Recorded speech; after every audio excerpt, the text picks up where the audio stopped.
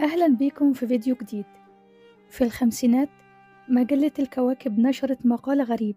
المقال ده كشف فيه بعض الفنانين عن جرايمهم لما كانوا صغيرين، منهم اللي شهد زور ومنهم اللي قتل ومنهم اللي هرب من المدرسة. تعالوا نشوف حكايتهم بالتفصيل، بس زي ما تعودنا يا ريت تدعموني بلايك واشتراك في القناة، وما تنسوش تضغطوا على زرار الجرس علشان يوصل لكم كل جديد عندي. الفنان عمر الشريف وشهادته الزور. عمر الشريف لما كان صغير كان بيحب يهتم بجسمه ولياقته، وكان كل يوم يخرج علشان يمارس الرياضة في الشارع، ولما كان بيرجع يا عيني كان بيبقى هلكان من التعب وجعان جدا. وفي يوم من الأيام رجع عمر الشريف وحب يعمل أكل لوحده، فدخل المطبخ وحاول يشغل البوتاجاز لكنه معرفش. فساعتها بص حواليه فلقى وابور الغاز، وقال في نفسه أنا هشغل الوابور وخلاص. وعلشان عمر ما بيعرفش يشغله جاب وابور الغاز وصب عليه كمية كبيرة من السبرتو وولع الكبريت، إذ فجأة النار ولعت في وابور الغاز والنار سرحت على السبرتو اللي موجود على الترابيزة. عمر أول ما شاف النار ملت المكان خرج بسرعة من المطبخ ونزل من سلم الخدامين لأنه كان خايف من عقاب والدته، ولف عمر وطلع من السلم العمومي للشقة وعمل نفسه لسه جاي البيت. وقال عمر لوالدته إنه شامم ريحة دخان، فجريت والدته على المطبخ ولقوا النار حرقت الترابيزة اللي عليها وابور الغاز، ووالدته طفت النار بسرعة وربنا سترها. جمعت والدة عمر الشريف الخدامين اللي كانوا شغالين عندها علشان تعرف مين اللي عمل الحريقة دي، ولأن عمر كان بيكره واحد معين من الخدامين اللي كانوا شغالين عندهم لأنه كان بيعمل بعض طلبات. عمر همس في ودن والدته وقال لها إن الخدام ده هو اللي عمل الحريقة، ولما واجهته والدة عمر بالجريمة أنكر وحلف إنه ما عملش كده، لكن والدة عمر الشريف صدقت كلام عمر وظلمت الخدام وكمان طردته من البيت. وبعد ما عمر الشريف حكى الحكاية دي قال في اعتراف ليه إنه ندم على شهادته الزور دي، وإنه لو اتعاد بيه الزمن ما كانش هيظلم شخص بريء أبدا، وبيتمنى إن الخادم يشوف المقال ده ويسامحه على اللي عمله معاه. الفنانة صباح كانت بتسرق الصور من زميلاتها في المدرسة. لما قعدت صباح على كرسي الاعتراف لمجلة الكواكب قالت إنها لما كانت طالبة في المدرسة طلبت منها المدرسة ومن زميلاتها إنهم يجمعوا أفضل صور للمسيح والسيدة مريم، واللي هيجمع أجمل صور هيفوز في المسابقة. فبدأت صباح في تجميع الصور، وقالت صباح إنها مش شايفة الصور اللي معاها أحلى حاجة وما كانتش عاجباها أو مقتنعة بيها. وفي يوم قبل المسابقة صباح عملت نفسها تعبانة وما نزلتش من الفصل في الفسحة، وأول ما خرجوا أصحابها من الفصل انتهزت الفرصة وفتشت في أدراج زميلاتها وجمعت أجمل الصور اللي كانت بتتمناها. بعد ما أصحابها رجعوا الفصل اكتشفوا السرقة وحصلت ضجة كبيرة في الفصل، لكنهم ما قدروش يكتشفوا الحرام اللي سرق الصور. وبالرغم من كل اللي عملته صباح ما قدرتش إنها تشارك في المسابقة، لأنها خافت إنها لو قدمت الصور اللي معاها يكتشفوا إنها هي اللي سرقت زميلتها، علشان كده خسرت المسابقة واكتفت إنها تحتفظ بالصور معاها وخلاص. الفنانة برلانتي عبد الحميد.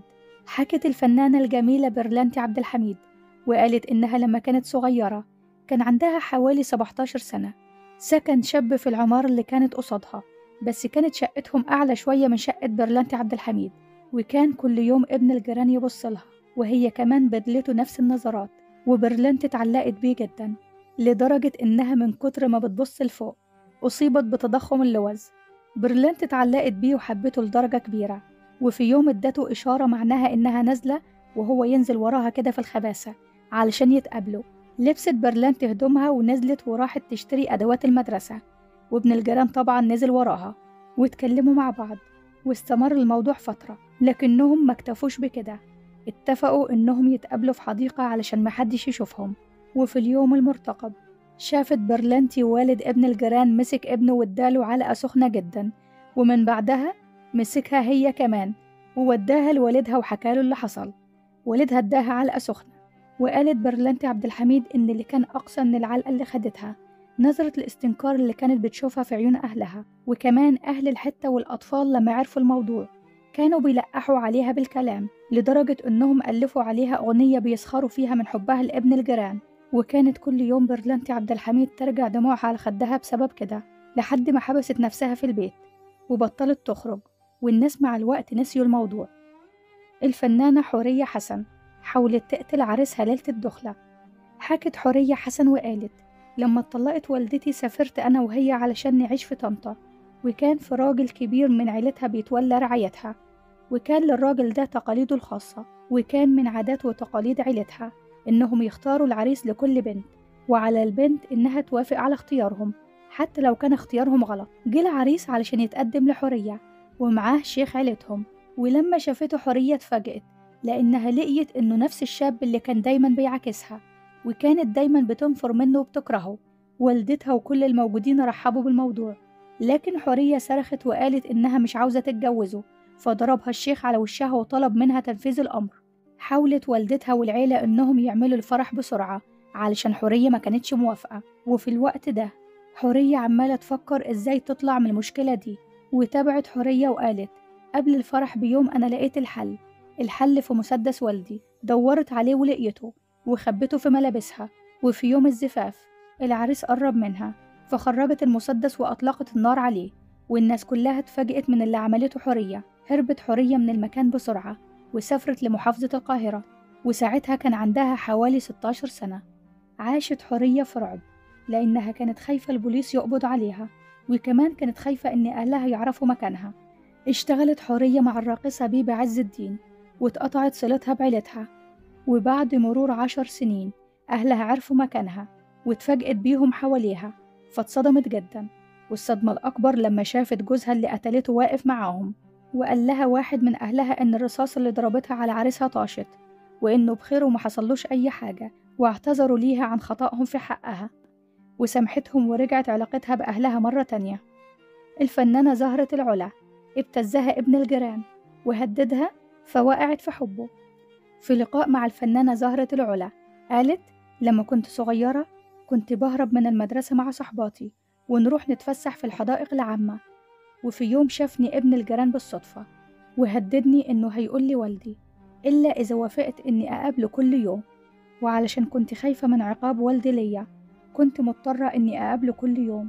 كنت كل يوم أحاول ألاقي حل لتهديده ليا، وفي يوم قررت إني مهربش من المدرسة تاني والتزم بالحضور، لكن بتفاجئ إني رحت أقابله تاني واتعلقت بيه وحبيته جدا. وفي يوم شافني حد من قرايبي وحكى لوالدي، ولما رجعت البيت أهلي عاقبوني ومنعوني من الخروج إلا لو معايا حد من إخواتي أو أحد أفراد أسرتي. وقالت زهرة إنها عاشت أيام صعبة جدا بسبب بعدها عن الشخص اللي حبته، وكانت أوقات كتير تقعد مع نفسها وتبكي وتظهر قدامها صورة ابن الجيران اللي حبته وتواسيها في وحدتها، وكانت كل ما تخرج تتمنى إنها تقابله.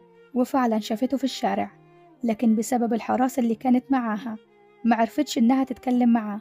وانتهت قصة الحب دي بعد ما انتقلت أسرة زهرة العلا لمكان تاني، ومع زحمة الحياة نسيت قصة الحب اللي اتولدت تحت التهديد. الفنانة مديحة يسري اتهمت الخدام بالزور وحبسته.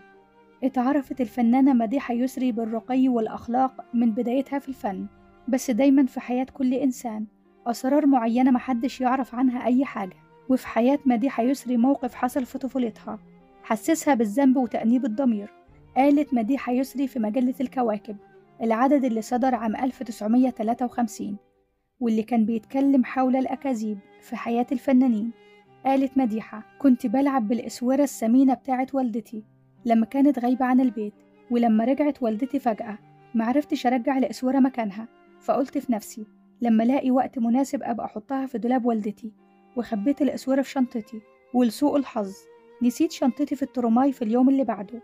ولما رجعت البيت والدتي سألتني عن إسورتها الثمينة، فكذبت عليها وقلت لها إني معرفش مكانها، واتهمت الخادم العجوز اللي كان بيشتغل عندنا. جات الشرطة وفتشت غرفة الخادم ولقت بعض الحاجات البسيطة اللي كان أخدها الخادم من البيت، وعلى أساسه اتهمته بسرقة الأسورة، واتحبس الخادم لمدة شهر بسببي. قضى الخادم مدة الحبس وخرج وما شفناهوش. من ساعة ما حصل الموضوع ده وأنا كنت بشعر بتأنيب الضمير بسبب الكذبة اللي كدبتها في صغري. وبعد سنين قابلته وكفرت عن عملتي معاه بإني جبتله شغلانة كويسة ظل فيها سعيد لحد ما توفاه الله رحمه الله وغفر لي كذبتي. أما الفنانة سميحة أيوب ففكرت إنها تطلب إيد ابن الجيران. قالت سميحة أيوب في لقاء ليها لمجلة الكواكب إنها أيام الشقاوة كانت بتحب ابن الجيران، وكانت بتقف في البلكونة تتبادل معاه النظرات والإشارات. وكان الشاب ده فوق ال20 سنة، أما هي كان عندها وقتها فوق ال16 سنة، وبالرغم إنه أكبر منها كانت سميحة بتفوقه في التفكير. أما الشاب فكان دايما بيخضع لتقاليد أسرته، وكان بيخاف من والده جدا، وما كانش يجرؤ إنه يتكلم عن الحب. خال سميحة أيوب كان ناظر مدرسة، وعودها دايما على إبداء رأيها في كل حاجة، وكان بيؤمن بالاستقلالية. في يوم سميحة أيوب قررت إنها تطلب إيد ابن الجيران وتتجوزه، وصرحت خالها بالكلام ده، لكن خالها رفض بشدة، وبالرغم إنه كان بيمنحها الحق في حرية التفكير إلا إنه اعترض على فكرتها من الجواز من ابن الجيران. ساعتها سميحة حست بالغضب الشديد، وقررت إنها هتنفذ خطتها من الجواز من ابن الجيران، واعتبرت رفضهم اعتداء على استقلاليتها، وأصرت على رأيها. لكن أهلها حبسوها في البيت ومنعوها من الخروج، وفضلت سميحة أيوب تبكي لحد ما طار ابن الجيران. الفنانة سامية جمال عانت كتير في بداية مشوارها الفني. قالت سامية في لقاء ليها لمجلة الكواكب إن أول بدلة رقص رقصت بيها كانت بدلة مستعملة، واعترفت سامية وقالت: كانت بديعة مصابني دايما مصرة إني أرقص مع مجموعة من الراقصات، وأنا كان نفسي إني أرقص بمفردي وأظهر مواهبي قدام الناس، فقررت إني أشتري بدلة رقص. ولأن بدلة الرقص ساعتها كانت غالية جدا، كانت بحوالي 20 جنيه، وأنا ساعتها ما كانش معايا تمنها لأني كنت بقبض حوالي 3 جنيه. فاقترحت عليا إحدى صديقاتي إني أشتري بدلة رقص مستعملة، وفعلا اشترت سامية بدلة مستعملة ورقصت بيها. وقالت سامية: ما تتصوروش مدى سعادتي لما مسكت أول بدلة ملكي. وقالت إنها فضلت محتفظة بالبدلة دي في دولابها حتى بعد شهرتها، لأنها كانت غالية عندها جدا.